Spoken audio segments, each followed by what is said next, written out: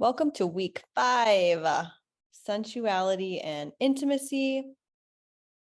What the heck is sensuality?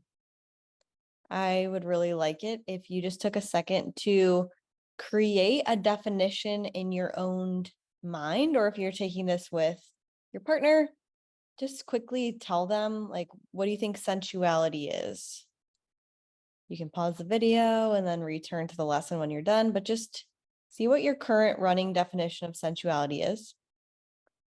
These are some of our objectives: defining sensuality, connecting the dots to sensuality and its influence on intimacy, and understanding how to incorporate sensuality into your daily life. So now that you have your definition of sensuality, let's kind of unpack this together. What is sensuality? We have this woman that is just lounging on this couch. She's being very sensual. You could tell she's just like very relaxed. She's also petting this cheetah. She's really into her senses. She's embodying her sensual experience. So the word sensuality gets mixed up with sexuality a lot because they sound pretty similar. But sensuality, by definition, just means getting in touch with your senses: sight, smell, sound, taste, touch, and feel. It's a connection to your senses in the present moment. So when you really truly connect to sensuality, you're focused on how you are interacting with the environment in the present moment. And we'll continue to unravel like why I'm emphasizing the present moment. But this is super important as far as your nervous system, because if you're in the present moment and you can orient to your environment, that means you're safe. And when you're safe, you are more likely to want to seek connection and intimacy. It's also a gratification of pleasure through the embodiment of the senses. So you're connecting to pleasure in the way that you're experiencing the environment through the embodiment of your senses. So seeing, what are you seeing? What are you smelling? What are you hearing? What are you tasting? What are you touching? And what are you feeling? We've seen this slide a couple of times now throughout all of the lessons, but again, this is how your nervous system is responding to the information that comes into your body through your sensory experience. So when you're in the green zone, you're the most open and curious and connected and feel safe and oriented to the environment. This is when you can really tap into all your senses. Like, wow, the trees are so vibrant, the colors of the flowers, or look at the detail in the flowers, or wow, this cake tastes really, really good. It's so rich. I can taste the butter and the frosting, or oh my gosh, I love what I'm hearing, this music. So you're really connected to your senses in the green zone. And when you hit the squiggly zone, sometimes sensory information can become really invasive.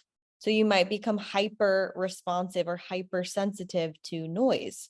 Maybe, oh my gosh, that's so loud. Can you turn it down? Or, oh, don't touch me. These are really common things that I hear in relationships. Don't touch me. I don't want to be touched. And sometimes touch can just feel really exacerbating of how you're already feeling in terms of where you're at in your nervous system. So if you're in fight or flight and touch feels like I'm going to, put my dukes up, I'm going to be really tense, might not be a good time to experience touch. It might be more triggering. Same with flight. You're like trying to run away. You're not trying to be touched. And freeze is like you're completely numb. So even if you were touched, maybe you wouldn't even feel it because you're just like completely numbed out. You're not in touch with or even in your body to experience your senses. So the more activated your nervous system is, which is above that squiggly line, the more hypersensitive you are to your senses, and then that could sometimes be unpleasant. And the reverse is opposite. So now that you have this information, we can start to rewire your response or your reaction to your partner maybe trying to comfort you when you're in the red zone. Maybe now that you know, oh, okay, I'm just hypersensitive, but actually when I'm feeling really overwhelmed and stressed, maybe with kids or with work, I just want a hug. And it's really helpful for you to hug me because I know I'm just in an activated state. So always with everything that I'm trying to teach you guys is the more you're aware, the more you can say, oh, I'm actually not in survival mode right in this moment. My partner is not the cause of my stress. They're actually just trying to help me. And so I can provide communication at that point to ask for what I need, to tell them how to be there for me and further intimacy. We're just going to go through each sense and kind of understand it at a deeper level. So vision has the power to help you actually turn off the stress response by changing the way we're viewing the environment. So when we get into an activated state, we're really hyper stressed, we focus, we get tunnel vision, and we're focusing on one part of what's actually going on. So we perceive up to 80% of all impressions by means of our sight. So any given moment, we're looking around, oh my gosh, the house is messy. I'm just focused on that now. But if we can notice what we're doing, oh, I'm hyper focused on the socks on the ground. And now I notice that like our whole entire house is messy and it's the end of I'm just having a terrible day now. If you can notice that you're starting to get tunnel vision and actually sit back and observe, maybe you walk outside and you get a more panoramic view looking out into the horizon or in your periphery. So what do you see above you? What do you see below you? What do you see to your right and your left? You're actually cueing your nervous system to pay attention to more of the resources that are available in your immediate environment. So you're not hyper focused on the problem and perpetuating it because you continue to become activated. That mode of vision releases a mechanism in your brainstem involved in vigilance and arousal. So when you use the ability to, okay, I'm zoomed in, now I'm going to zoom out. It tells your nervous system, it tells your brainstem, you don't have to be so hyper vigilant or aroused because I'm safe here. When you're not in an activated state, you're more open to connection. So if you notice that you have tunnel vision, you also don't want to connect with your partner. So this might be a time to like take a second to yourself to reorient to your visual field. And your visual field is just what you're looking at in your peripheral. Hey, I just need a second. I'm going to go, calm down a little bit. I'm going to go step outside. And you look up at the sky and you notice like the birds or the sun or the clouds. You take a deep breath and you're discharging some of that sympathetic energy, that fight or flight energy. You look to the right and to the left and you notice like, oh my gosh, I'm so grateful for my yard, or I'm so grateful to be outside. Now you're immediately changing your emotional state to a higher level of vibration. Maybe you look down and you feel your feet on the ground. That's super grounding. So just a simple exercise can really help you to like reorient, get a new perspective, add some more information into what you're paying attention to so that you can make a more informed and pleasant decision towards whatever it is that you're dealing with. Touch is our most basic primal need. There's lots of studies on touch. One of my favorite ones is that they did this study on, they were monkeys, and they were doing a study on if a monkey would prioritize food or comfort. And so they used these robotic mama monkeys. One had food and one had a soft blanket, kind of like my sweater that I'm wearing. And the monkey chose the soft blanket every time. So even over food, we will seek connection and touch and comfort. Touch can become invasive during times of fight or flight. So again, if you don't know this, or the person trying to touch you doesn't feel safe, of course, that's the reason why your nervous system is reacting. But if you know that your partner is just trying to comfort you, you might actually allow touch to become something that then helps to regulate your nervous system. So it both can be invasive when you're activated and also regulating if you're saying, I know what's happening in my body, I just need a hug. And if you can make that association, like, I know what's happening, I just need this, you open the door for hugging and embracing to help release oxytocin, which has been proven to show that it improves your sense of safety in the present moment. It also releases oxytocin, which is a bonding chemical. So it creates that positive association with, oh, I'm stressed. My partner is now my anchor for helping me to regulate when I need them to. It also, while it's helping you to feel safe, it discharges the stress chemicals in your body. So adrenaline and cortisol. It helps to mediate those, turn them down, lower your heart rate, lower your blood pressure. Those are really good things. So again, touch if it's invasive, but it's also regulating, the more you're aware, the more you learn how to ask for what you need in that moment, and the more you can start to regulate your nervous system real time. Smell is something that is so underrated in my opinion because it can elicit an immediate response, especially if it's repelling or potentially dangerous. Like if you meet someone and their smell just completely is like repulsive to you, the chances of you actually wanting to connect with them are pretty slim. Your nervous system will be like, not only does this feel unsafe, it's just an unpleasant experience that I don't want to have. And so you probably fly out of there. Smell can trigger a positive or negative memory association. So if you were growing up and your mom had this like apple crumble candle that she would light during the holidays, and it brought back how you would make cookies with them, and it was just such a great time of the year. And then you find that same apple crumble candle and you use it as an adult, it will elicit and evoke emotions from your childhood, so it can put you in a specific emotional state just based on the smell. And so that orients you to a positive memory. It can also orient you to a negative memory. So smell is super important.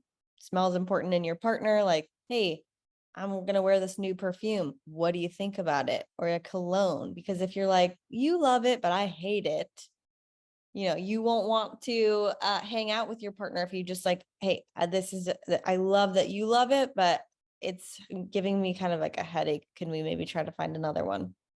So the recall of either a positive or a negative memory can either activate or calm your nervous system. This is why lots of people now are using like essential oils all the time in their space. There's specific scents that are known to cause and help with relaxation, like lavender or vanilla. Those are calming senses that you can use, scents that you can use to have a positive effect on your nervous system, unless you have a negative association or don't like those smells. So just find something pleasant that you would like to smell, and that can help to elicit a more higher level emotional state. Hearing. What does hearing do? It alerts us to sounds and wakes us when there's an unfamiliar noise. It can become hypersensitive during fight or flight. So all of a sudden you might be like, oh my God, why are you yelling? Right? You're like, that is just too loud. I need to step away. It's too much. It orients us also to where stimulus is. So it helps to see if something's far away or close to you. And then you can act based on what you feel like an appropriate response is. It can also help you to listen for a comforting voice or a familiar sound. So there's also been studies of like toddlers responding to their mom's voice and being able to specifically find mom based on her voice and not even being able to physically see her. So we can be comforted too just by this soothing sound. And again, if this is something that you want to start associating with your partner, you have conversations where they can help you just by maintaining a specific tone of voice. We talked about tone of voice in the past. If they're talking to you really lovingly and calm, that you're going to hear those vibrations, and it's going to help you to calm down, be more oriented to the present moment. So that's how you can use hearing to help just feel closer to your partner or your loved one. Taste. Taste is a slightly different sense, because it's not necessarily orienting you immediately to danger or not. But when you're in fight or flight or that stress response, you don't prioritize eating. So it's kind of like a sense that's like, we don't need to eat food right now if we're not safe. It alerts us to pleasure or displeasure if we're eating something and we don't like it, or maybe we're eating something that's it's gone bad. We'll be able to tell through our sensory experience or our taste experience and our nose, our smelling. Taste is also associated with strong emotions and memories. So if you've had this specific meal when you were little and you remember your mom making homemade spaghetti and spaghetti sauce, and then you eat it when you're older, it will take you back to a fond memory that you have, again, raising your emotional state, opening you up for connection and intimacy. When we taste something that we find pleasurable, like this plate of whipped cream, our brain releases dopamine, which is a neurotransmitter that plays a role in reward and pleasure. So you're getting pleasure from just tasting something that you like. Feeling is not necessarily included in the 5 traditional senses that are taught in school, but I think it's one of the most important. Our emotional experience is influenced by our senses. This is the way that we feel, our emotions. So we feel some way about an experience that's influenced by how our sensory system is taking in information, but it's also its own sense. Your nervous system picks up an electromagnetic frequency or a vibe before we're even consciously able to understand what's happening. So this is an image from the Heart Math Institute. We also talked about it last week with your co-regulatory ability. But you have this electromagnetic field, and basically when something comes into your field, before you see, hear, feel, taste, or touch it, you get a feeling. You get a feeling, you're like, something's off, or ooh, something's good.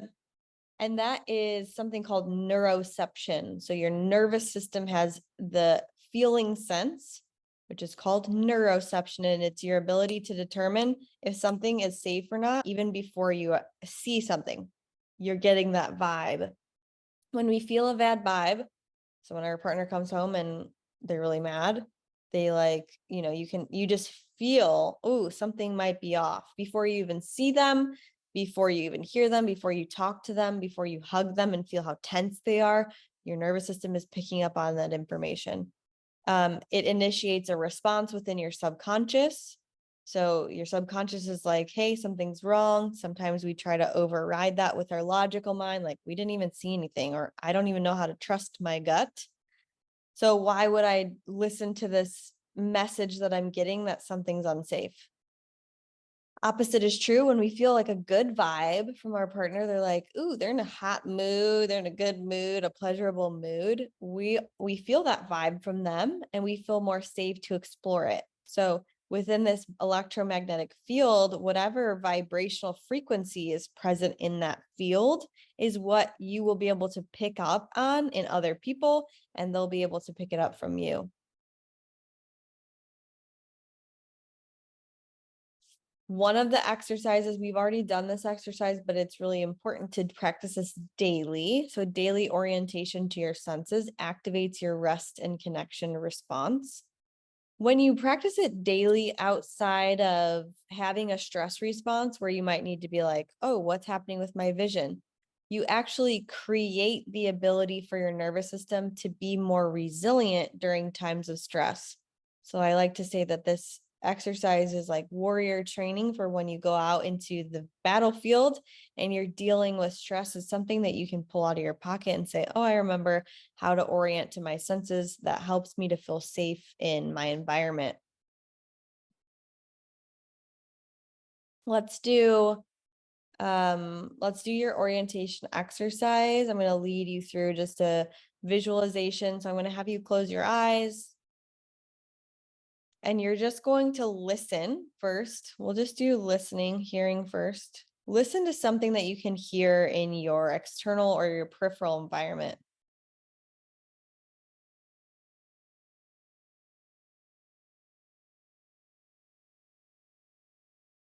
And instead of your ears going to listen to that thing, they're like, oh, I'm searching for a sound. Let the vibration of the sound come to you and meet you in the present moment.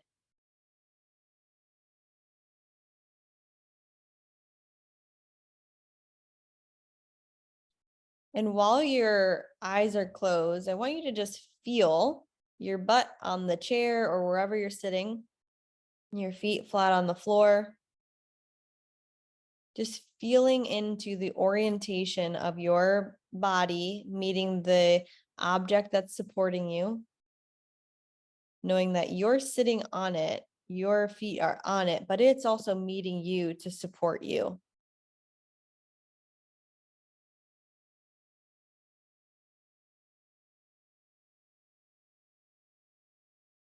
Just taking a second to feel what that feels like in your body, to orient to the felt sense, the touching sense. the hearing sense. Pay attention to how you feel in this moment.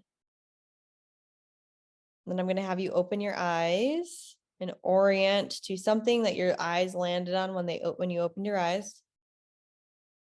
Just noticing the object, seeing that you might have tunnel vision, focusing on it. See if you can notice a couple of things in your peripheral environment while you're looking at the object in front of you, but maybe you see out of the corner of your eye something else. You also notice the ceiling and the floor while you're still looking at this object. So while you're focused on this object, you're also able to be resourceful and see what's around the object. And the last part of this is just allowing the object to come to you, knowing you don't have to try so hard to seek out anything. It's floating right to you. So this is a really simple exercise that you can utilize when you are at work, on a business call with your kids, just to help you to be able to say, I realize I've been here before with them, been frustrated before, but in this present moment, I have the capacity to return to safety in my body, knowing that the more you're connected to yourself, the more resourceful you are in solving whatever problem it is that you're dealing with. Your pleasant sense. So you might notice during that exercise, one of the senses is more pleasant. For me, it's hearing.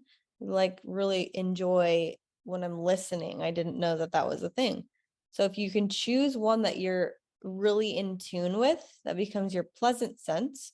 And it helps you to build an anchor of safety and connection to the present moment. So I am listening to something in my peripheral environment that I can really practice every single day to tap into hearing and develop my capacity with hearing to continue to anchor myself to safety. Practicing this daily builds resiliency in your nervous system to return to that sense during times of stress. So this is all preparation for tough moments in life that we might need a life vest for. This is your life vest. So you can always grab one of these senses and just say like, what's happening right now? How can I orient to my sense of smell, taste, touch, feeling, and just be with that sense?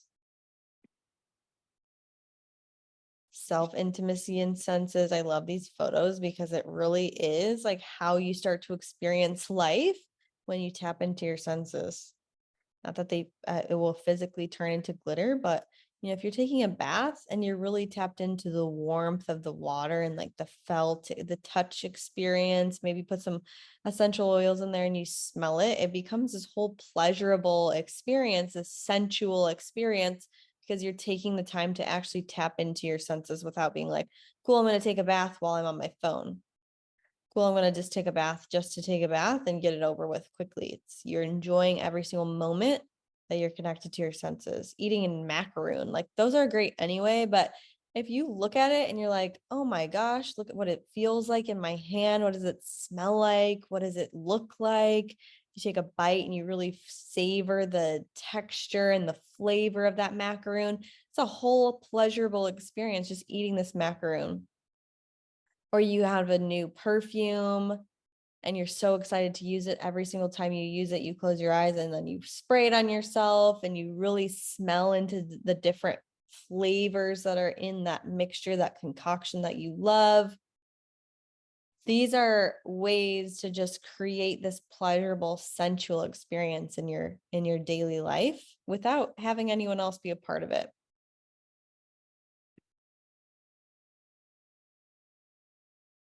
Sensuality and intimacy in relationships. This is like really savoring a hug or a kiss or touching your partner's face or their hair, getting into like, what do they feel like? What do they smell like? What do they look like when they're smiling at me? You can do a bath together, put on some candles, do essential oils, make it a warm bubble bath. You can dance, really savoring and tapping into what are we experiencing through our senses when we're doing these things together. Key points. Sensuality helps us to stay in the present moment.